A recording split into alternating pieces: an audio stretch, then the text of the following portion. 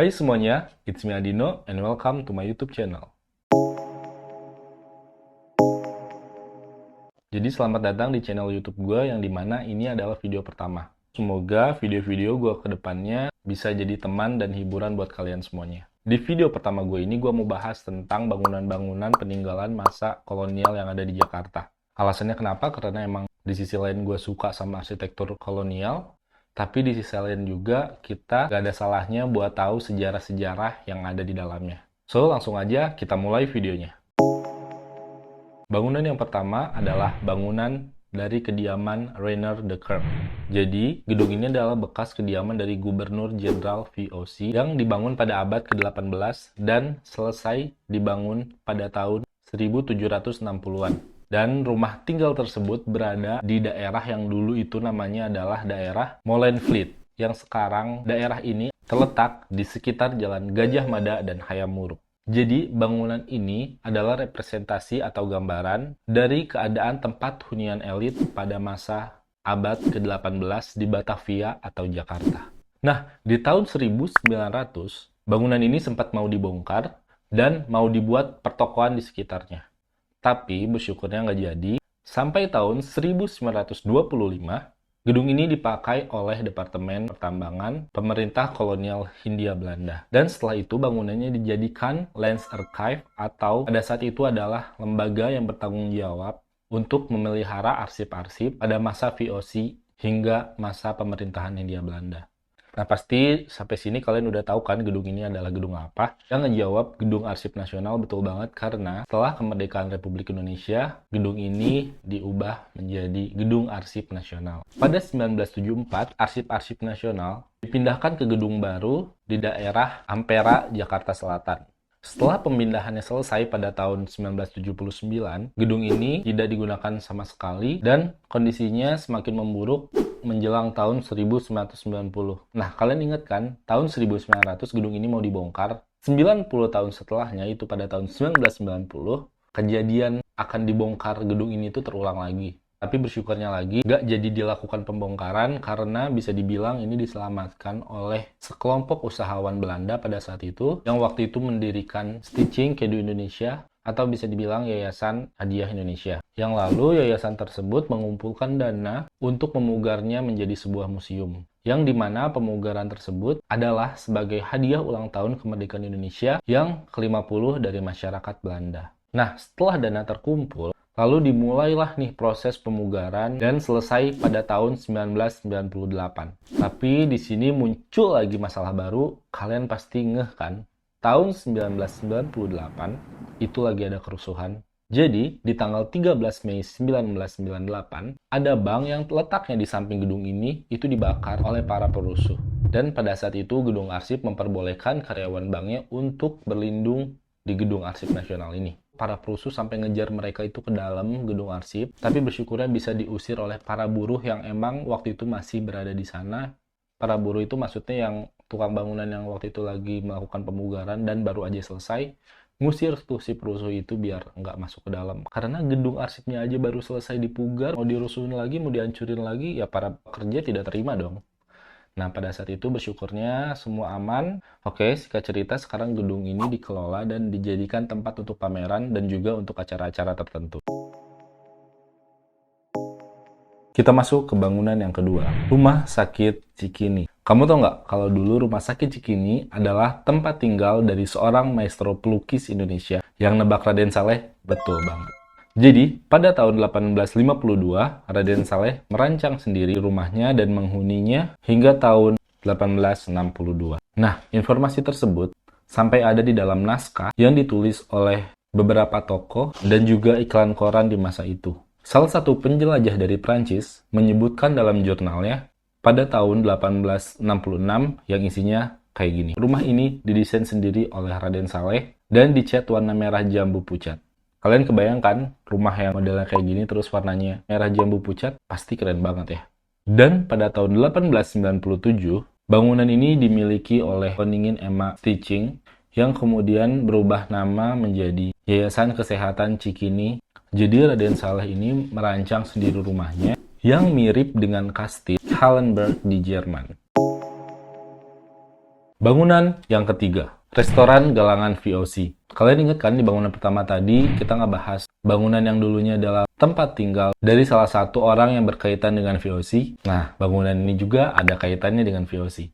Jadi, sesuai dengan namanya, Galangan VOC dulunya adalah tempat galangan atau tempat berlabuhnya kapal-kapal Serikat Dagang Belanda. Jadi, VOC ini adalah Serikat Dagang Belanda yang sangat disegani pada masa kemasannya, yang dimana VOC ini sempat memonopoli perdagangan Indonesia pada saat itu. Dan Galangan VOC yang berdiri pada 1628 pernah menjadi salah satu titik tersibuk di Batavia.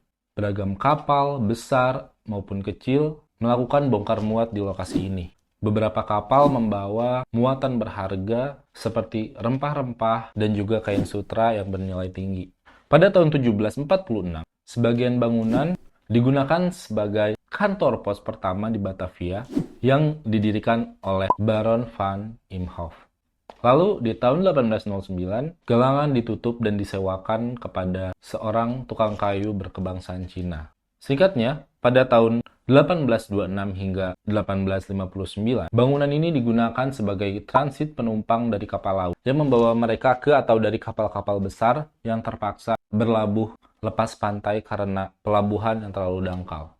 Tahun 1950 hingga 1960-an, bangunan ini dimiliki oleh TNI dan dijadikannya sebagai tempat penyimpanan perlengkapan tentara Nika yang dilucuti. Bangunan Galangan VOC sempat berpindah tangan beberapa kali dan pada tahun 1980 sampai 1990, bangunan ini digunakan menjadi gudang bahan kimia dan juga minyak. Jadi seperti yang udah kita tahu, Galangan VOC ini sempat beberapa kali beralih fungsi ya, dimulai dari gudang, kantor pos, dan juga tempat berlabuhnya sampan dari orang-orang yang berlayar dari kapal besar. Tapi sempat beberapa waktu gedung ini terbengkalai sampai pada tahun 1998 bangunan ini mulai lagi diperbaiki. Terakhir Galangan VOC ini menjadi restoran dan taman terbuka dan juga sering disewakan untuk pesta pernikahan ataupun reunian. Terakhir gue kesana sih itu udah lama banget ya. Dan pada saat itu memang masih aktif restorannya, cuman pengunjungnya bisa dibilang nggak terlalu banyak. Tapi kalau kalian lagi jalan-jalan ke daerah Jakarta Utara, jangan lupa coba buat mampir ke Galangan VOC ini dan kasih tahu gimana keadaan bangunan ini sekarang di kolom komentar di bawah. Soalnya menurut aku sayang banget nih kalau misalkan Galangan VOC ini yang punya nilai unsur sejarahnya, apalagi menjadi saksi bisu kejayaan VOC pada zaman dulu, dibiarin gitu aja kan. Kita langsung ke bangunan yang keempat. Yang sering jalan-jalan ke kota tua pasti udah nggak asing banget nih sama bangunan toko merah ini. Karena di sisi lain dari warna yang mencolok, di depan bangunan ini juga sering banget banyak orang yang buat foto-foto, bahkan ada yang private juga ya di sini.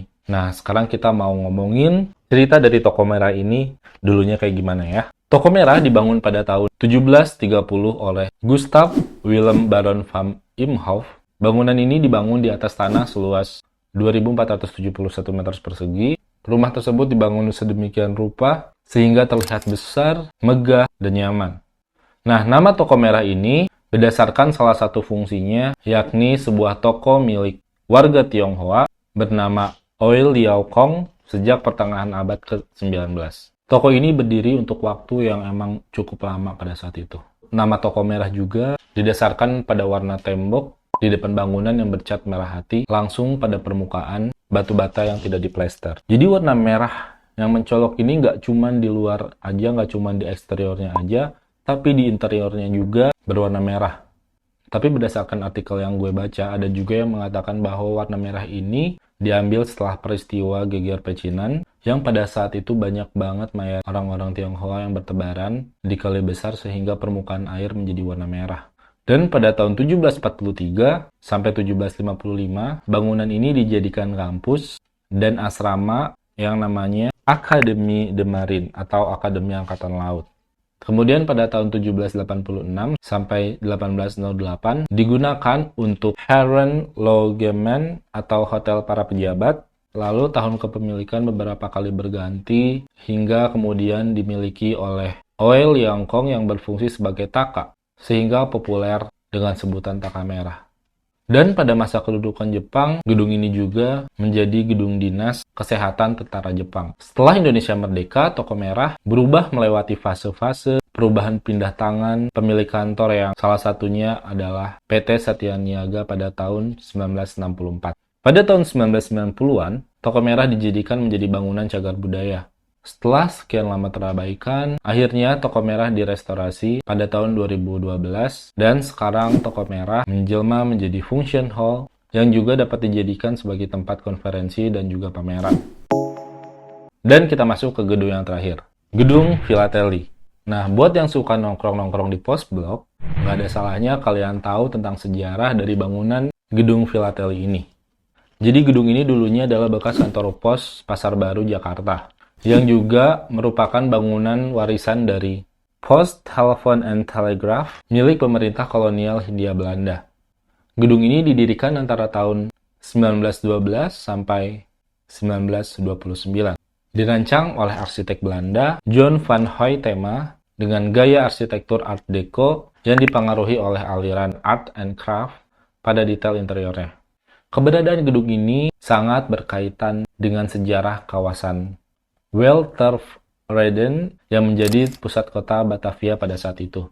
Pada masa kekuasaan Gubernur Jenderal Daendels, bentuknya yang beratap tinggi jelas menyiratkan adanya unsur arsitektur Eropa kuno. Pada saat itu keberadaan gedung kantor pos akhirnya dijadikan menjadi nama jalan untuk area jalan yang ada di depan gedung tersebut dengan nama Postweg atau Jalan Pos. Gedung ini masuk daftar cagar budaya dengan kategori A yang dimana harus dikonservasi dan dimungkinkan tidak terjadi perubahan baik eksterior maupun interiornya. Makanya kalau kalian main ke sana, kalian bisa lihat arsitektur bangunan yang masih sama banget kayak waktu dulu. Sekarang gedung bersejarah yang indah dan megah ini tidak lagi digunakan sebagai gedung pos, karena semenjak tahun 1997 gedung Philately ini digunakan sebagai kantor pelayanan Philatel, sehingga dikenal dengan nama Gedung Philately Jakarta. Sekarang gedung Philately ini masih gagah dan cantik, bagian dalamnya sudah mendapatkan sentuhan modern karena memang ada aktivitas kreatif dari Post Blok Jakarta. Oh iya, di sana kalian juga bisa nemuin brankas besar yang ketebalan pintunya mencapai 10 cm. Ada juga laci-laci pos zaman dahulu yang masih diletakkan di sana. Jadi tadi adalah beberapa bangunan-bangunan bersejarah yang menurut gue menarik banget buat kita tahu. Semoga kalian suka dan terhibur sama video ini. Jangan lupa like, komen, dan juga subscribe. Adino pamit, see ya and bye-bye.